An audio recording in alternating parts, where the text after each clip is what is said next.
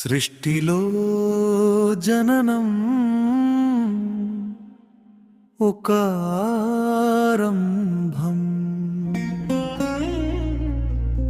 మరణం ఒక ముగింపు కాదు, మరో ప్రయాణానికి ద్వారం.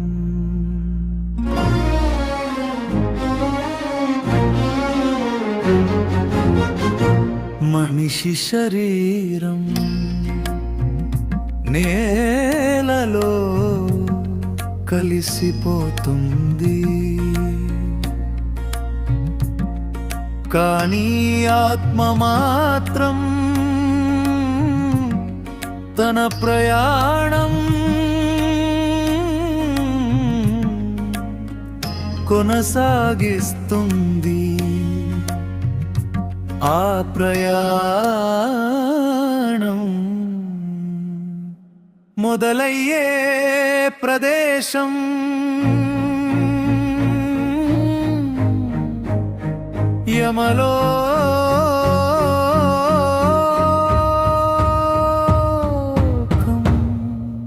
యమలోకం ద్వారం.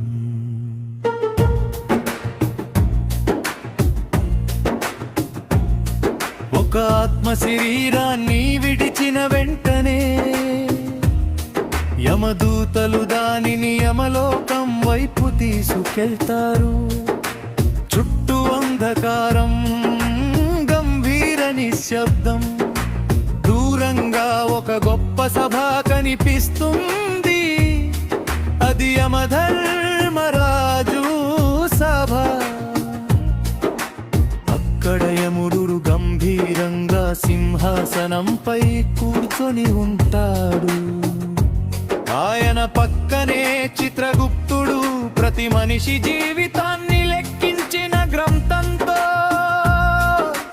దేనియ చిత్రగుప్తుది తంతం, చిత్రగుప్తుడు గ్రంథం విరుస్తాడు. ఆ మనిషి పుట్టిన రోజు నుండి చేసిన ప్రతి పని, మంచి చెడు మాటలు, ఆలోచనలు కూడా అందులో ఉంటాయి. ఆత్మ వణుకుతుంది, ఇది ఎవరికీ తెలియదు అనుకున్నాను అని అనుకుంటుంది. కానీ యమలోకంలో ఎది దాచలేము. పాపాలకు శిక్ష నరకలోకం. పాపాలు ఎక్కువైతే యముడు ఆత్మను నరకలోకంకి పంపుతాడు. అక్కడ ఎన్నో రకాల శిక్షలు ఉంటాయి. అబద్ధం చెప్పిన రారు, మంటల్లో నడవాలి. ఇతరులను మోసం చేసిన వారు గొలుసులతో బంధించబడతారు. క్రూరంగా ప్రవర్తించిన వారు బాధను అనుభవిస్తారు. ఇది ప్రతీకారం కాదు, తప్పును తెలుసుకునే శిక్ష. సాత్సు పుణ్యానికి ఫలం స్వర్గలోకం. మంచి పనులు చేసిన వారు, ఇతరులకు సహాయం చేసిన వారు,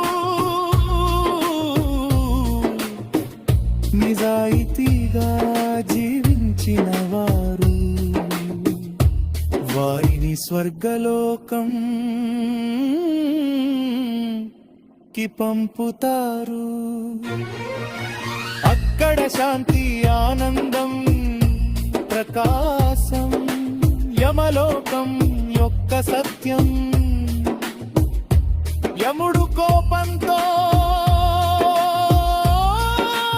శిక్షించే దేవుడు కాదు.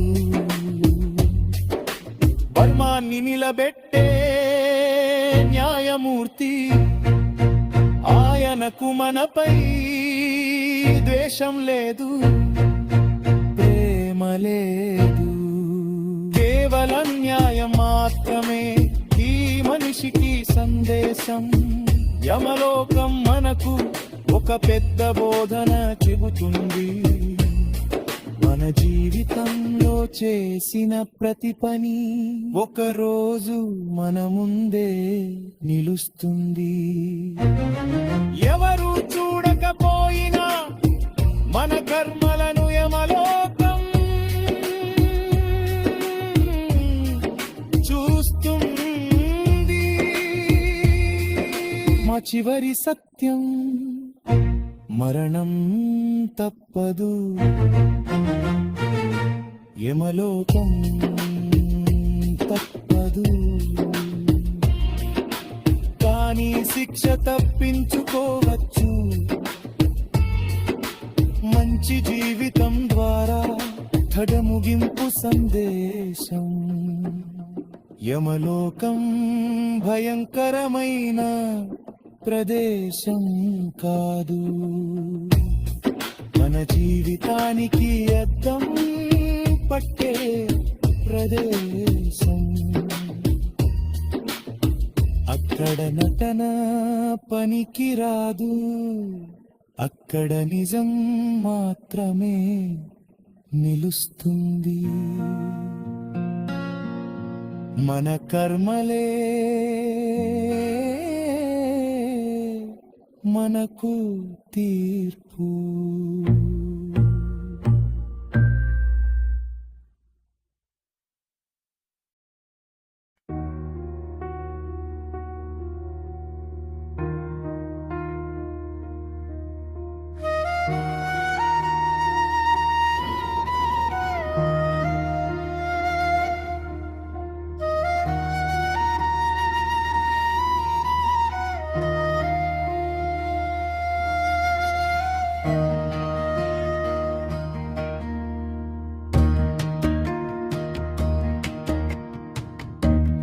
మనిషి జీవితం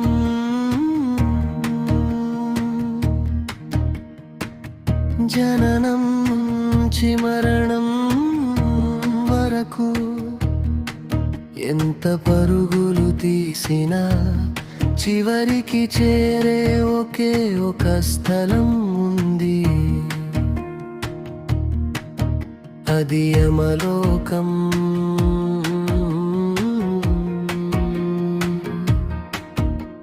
ఈరోజు మనం చూస్తున్న ఈ విశాఖ బీచ్ రోడ్డు మధ్యలో ఏర్పాటైన యమలోకం సెట్ కేవలం విగ్రహాలు కాదు, ఒక గొప్ప సందేశం. ఒక ఆత్మ తన జీవితం ముగిసిన తర్వాత భయంతో వణుకుతూ యమలోకం ద్వారం వద్ద నిలుస్తుంది. చుట్టూ నిశ్శబ్దం, గాలి కూడా ఆగిపోయినట్టుంది. యమదూతలు ఆత్మను యమధర్మరాజు సభకు తీసుకెళ్తారు. అక్కడ యముడు కూర్చొని ఉంటాడు గంభీరంగా, న్యాయంగా. చిత్రగుప్తుడు తన గ్రంథం తెరిచి చదవడం ప్రారంభిస్తాడు. ఈ మనిషి తన జీవితంలో చేసిన పనులు ఇవి, ఒక్కొక్కటి బయటపడుతుంటే ఆత్మ కళ్ళలో భయం పెరుగుతుంది. తాను చిన్నగా అనుకున్న తప్పులు, ఎవరు చూడలేదనుకున్న పాపాలు, ఇక్కడ అన్ని రికార్డు అయి ఉంటాయి. అయితే చిత్రగుప్తుడు ఒక్క ఒక్కసారిగా ఆగిపోతాడు. ఇతడు చేసిన ఒక మంచి పని కూడా ఉంది.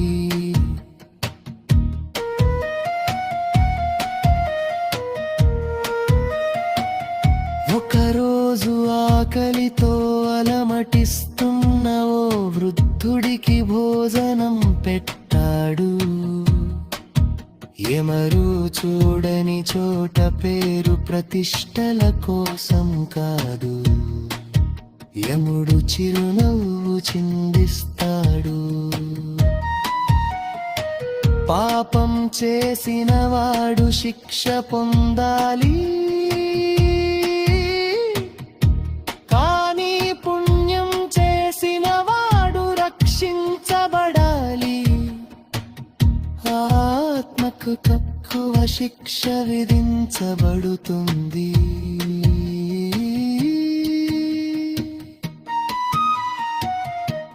ఈ యమలోకం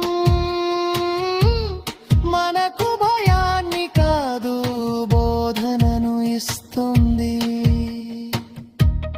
మన జీవితంలో ప్రతి చిన్న పని కూడా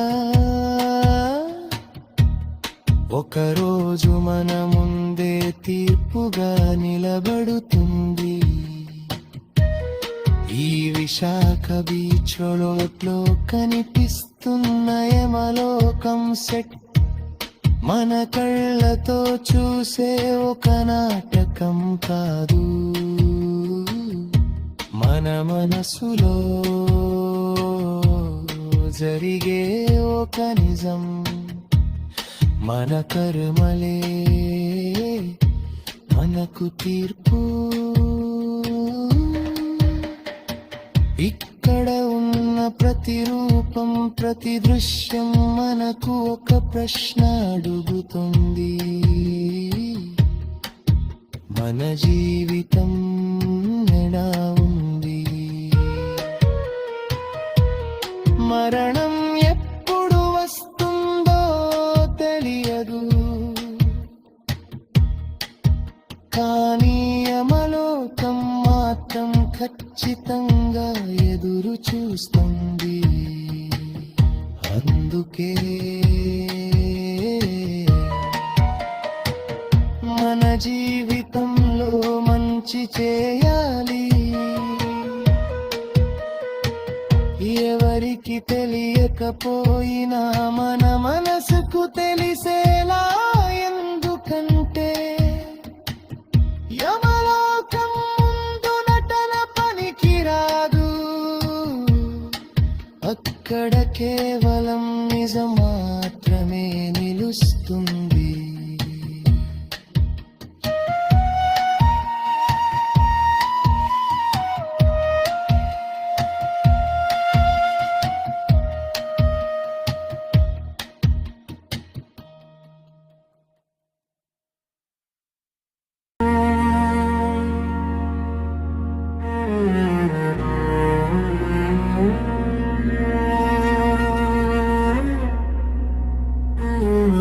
జీవితం ముగిసిన తరువాత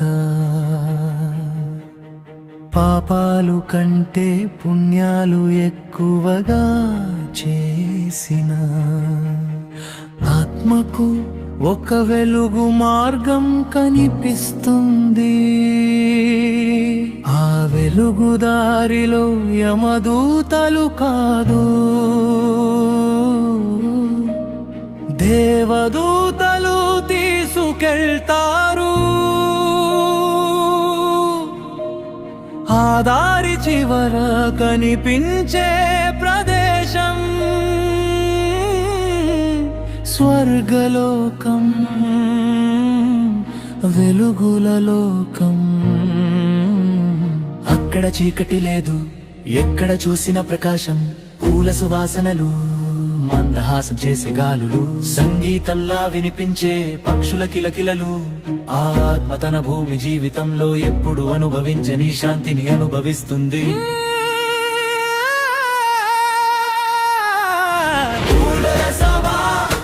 స్వర్గలోకం మధ్యలో ఒక గొప్ప సభ ఉంటుంది, ఇంద్ర సభ.